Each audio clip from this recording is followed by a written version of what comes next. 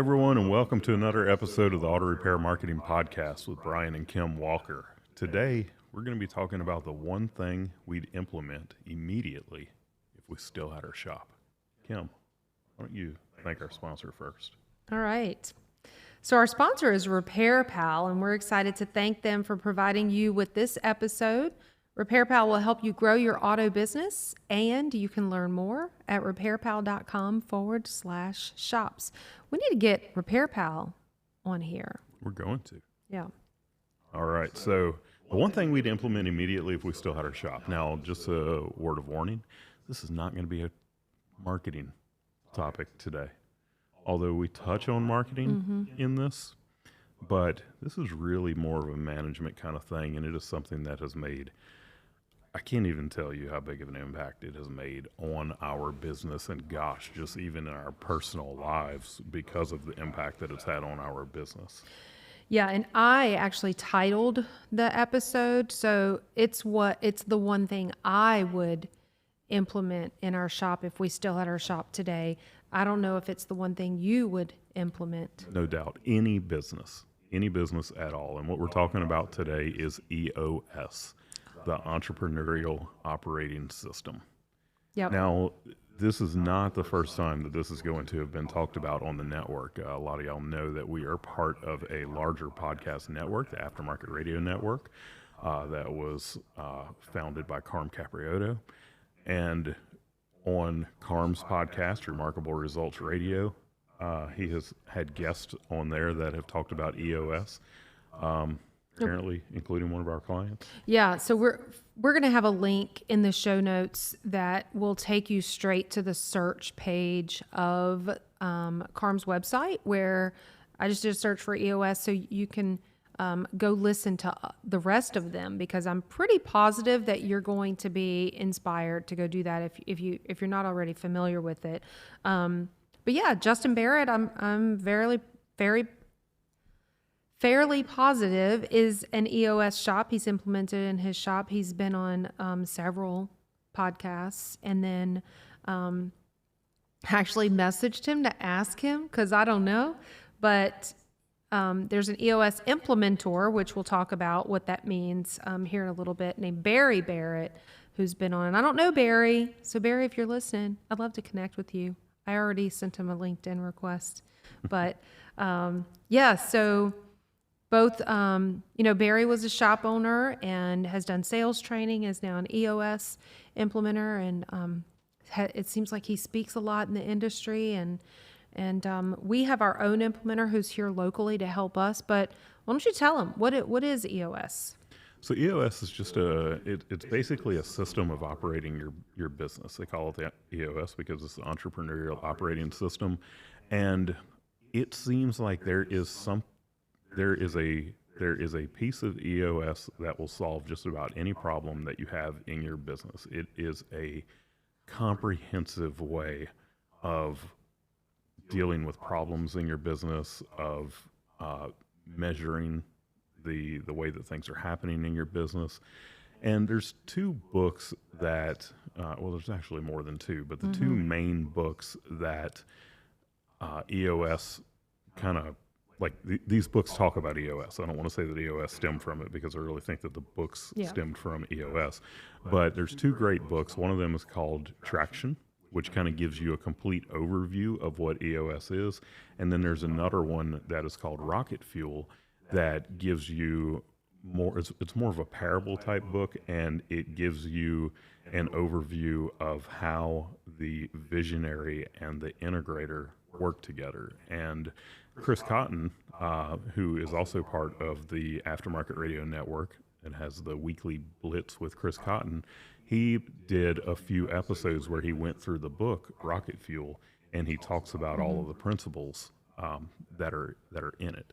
So we have to be careful, because you've said two words that if people are not... about to explain.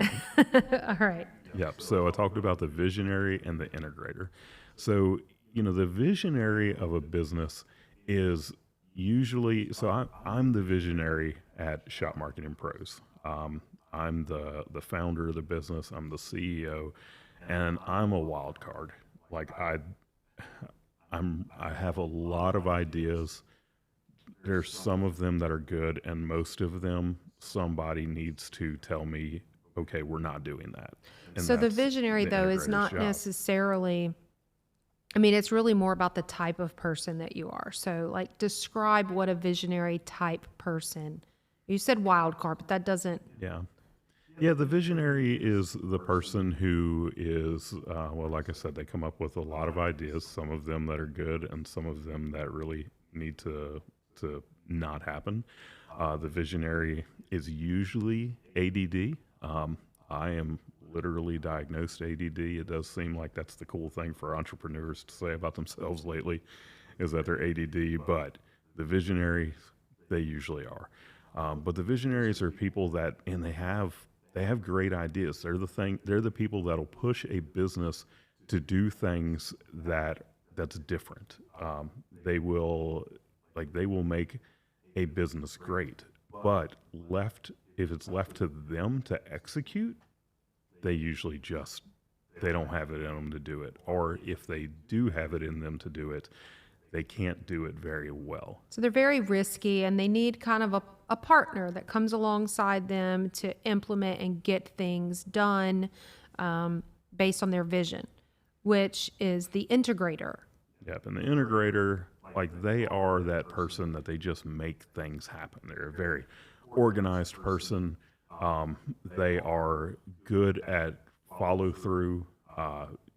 When the visionary has an idea for something and everyone agrees that is a good idea and it's something that we will pursue, then the integrator is the person who goes out and makes that thing happen. Like, they are that taskmaster. They're your chief operating officer is usually, kind of the C-level role that they would take in the business. So I don't want to get too far off in the weeds. I want to kind of keep it more surface level and basic, just to help people that are not familiar with it at all. So that's just a piece of the EOS puzzle. I mean, there's really, without even getting into these, but there's 6 different areas of your system that EOS helps you to implement. And so we, as Shop Marketing Pros, started implementing EOS several years ago, and then we had a lot of changes, and we had some kind of distractions, and we got a little bit off with implementing it, and then came back around to it. So funny thing is, in the automotive industry, right, shops have coaches. Well, in our industry as marketing agency, we have coaches, and Brian was involved in a coaching organization where he was there. And it's funny, he would very often come back from these conferences and these events, and there was always a squirrel to chase and always a new book that everybody had to read, or a new tool, or a new this or a new that. And like he was saying earlier, some of those ideas were kind of insane. Some of the ideas were just really great. And the thing is, he's not the type that's gonna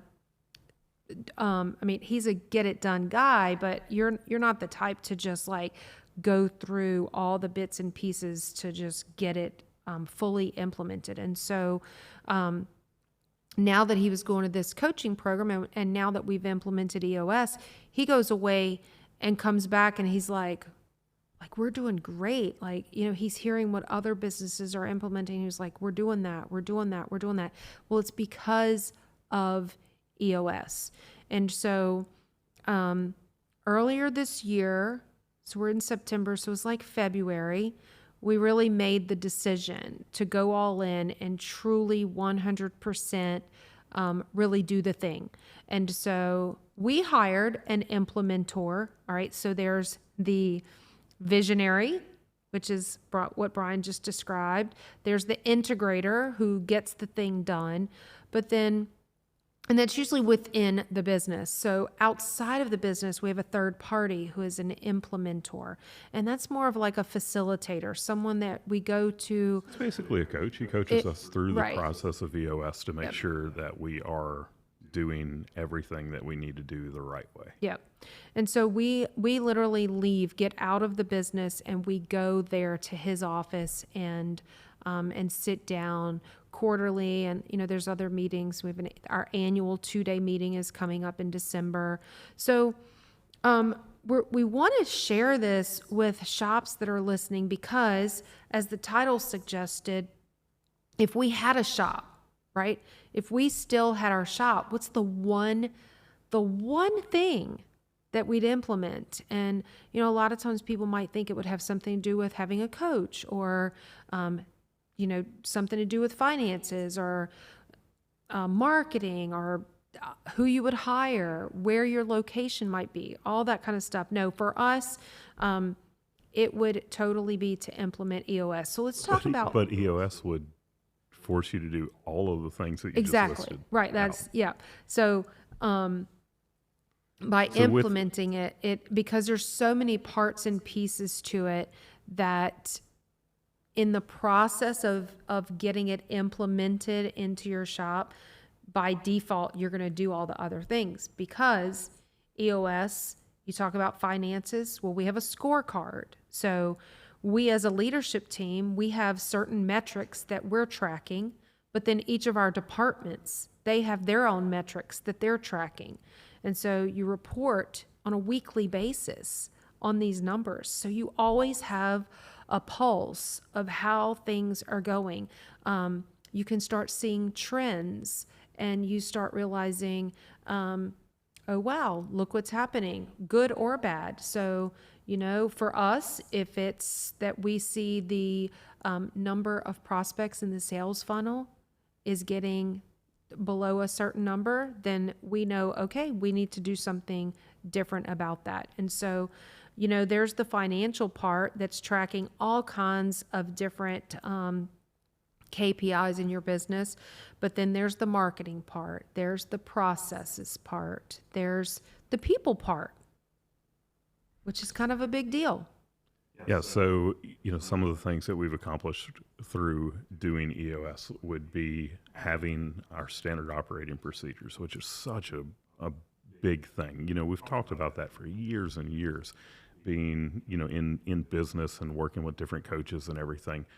But having actually done it and seeing how they get used and how much easier it is when we onboard a new team member, how knowing that if someone got hit by the proverbial bus, they couldn't come to work.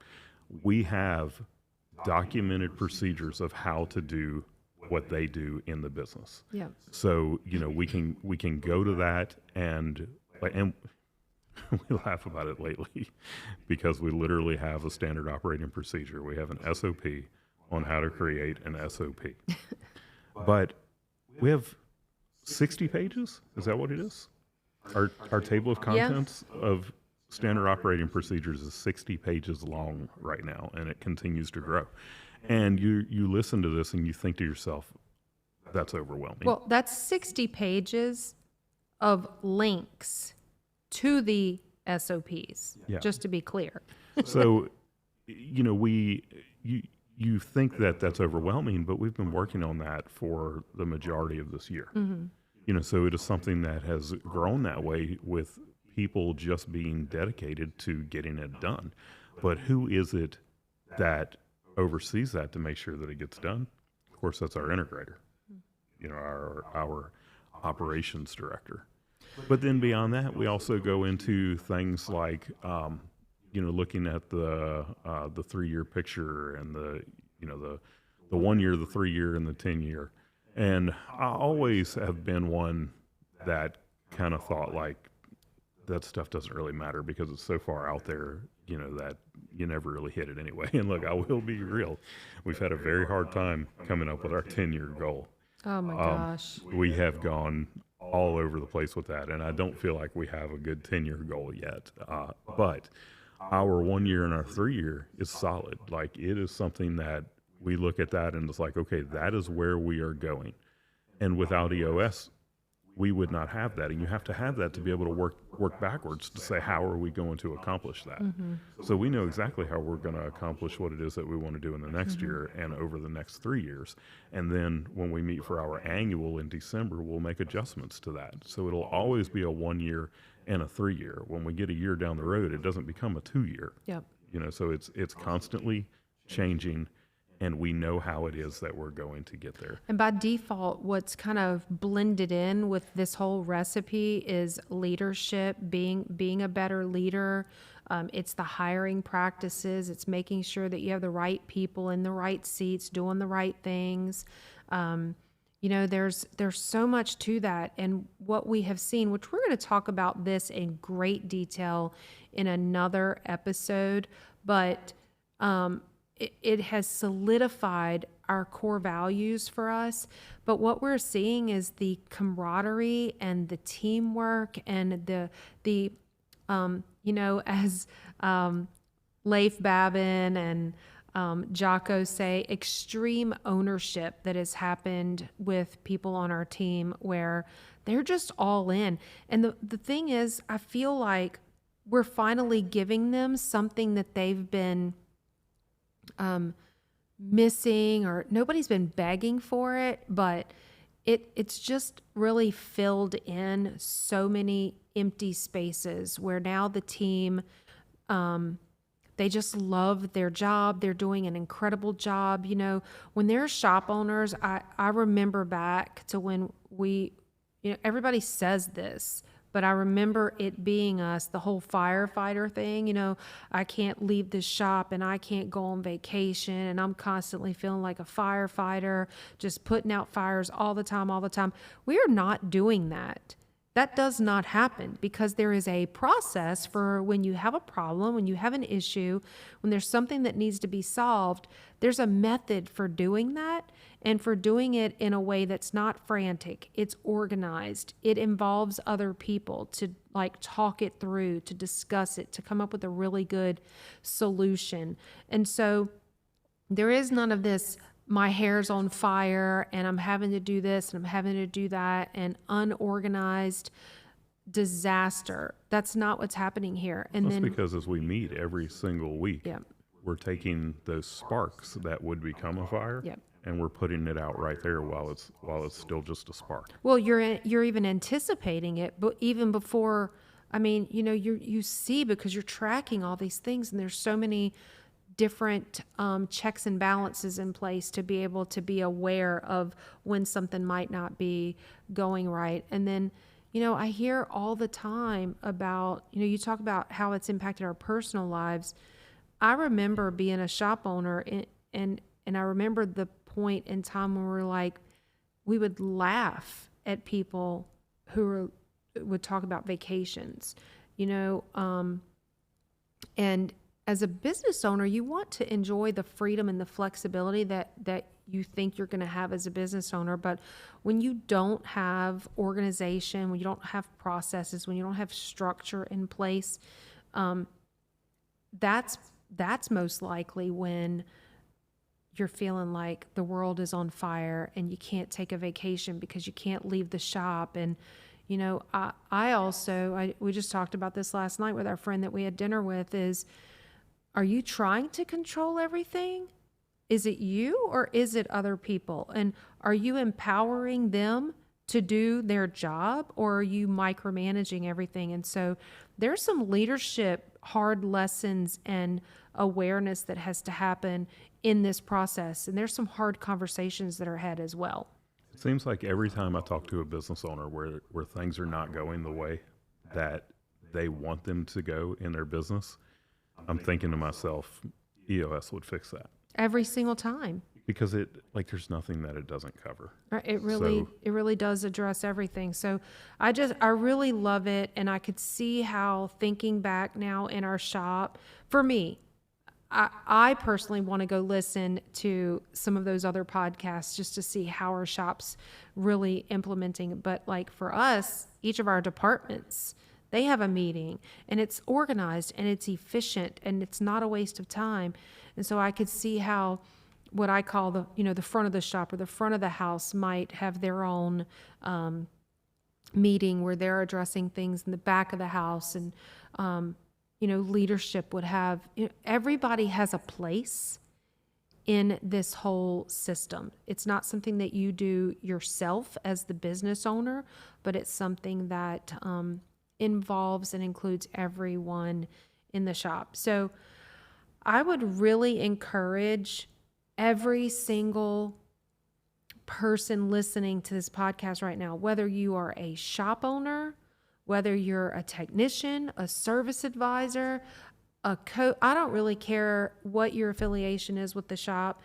Go to Remarkable Results Radio's website and go to the search feature. We're going to put this in the show notes, and do a search for EOS. And when you do that, Brian's got it pulled up right now. There's a whole series with Barry Barrett, I think, who's the implementer. And there's a lot of shops in our industry who have implemented this. So this is not one of those things where you're going to be on an island, where you're going to be alone. There's nobody else doing this. You have other shop owners, other coaches, other people in the industry who's doing it. Yeah, there's an episode titled Implementing EOS with Barry Barrett. 4 shop owners share their success. And it's Remarkable Results, episode number 686. And I've listened to that one, and it is really, really informative. So, if what we have talked about today kind of sparks your interest in this, go listen to that episode for sure. But then they break it. They have a lot of other episodes where they kind of break it down piece by piece, and they talk about all of the different facets of EOS. But these 2 books that I talked about also, Traction and Rocket Fuel, those are a really great way also to learn, to learn EOS from the people who developed EOS, and they're both pretty easy reads, and especially Rocket Fuel because of it being formatted as a parable. It's a story that you can really take a lot from. So, Kim, how can people find us? Yeah, well, the biggest thing I want to share with you about getting in touch with us is we really want to hear from you. I really want to know, what topics are you looking for? What marketing questions do you have? Any of that. Email us at podcast@shopmarketingpros.com. Find us on Facebook, Instagram, YouTube, TikTok. Our website is shopmarketingpros.com, and definitely go to Facebook and do a search for Auto Repair Marketing Mastermind and look for our private Facebook group. Join that group, get involved in the marketing conversation with other shop owners and influencers in the industry who know about marketing. And then finally, Brian wrote a book, The Ultimate Guide to Auto Repair Shop Marketing. So if you go to shopmarketingpros.com/book, you can find out more information about that there, and connect with us in whatever way fits your lifestyle best. All right. Well, thanks again for listening to the Auto Repair Marketing Podcast on Aftermarket Radio Network. There's some other great shows on the network. You can find them at aftermarketradionetwork.com or on your favorite podcast listening apps like Spotify, Apple Podcast, Google Podcast, and many others. Tune in for another episode next week. And until then, go fill those bays.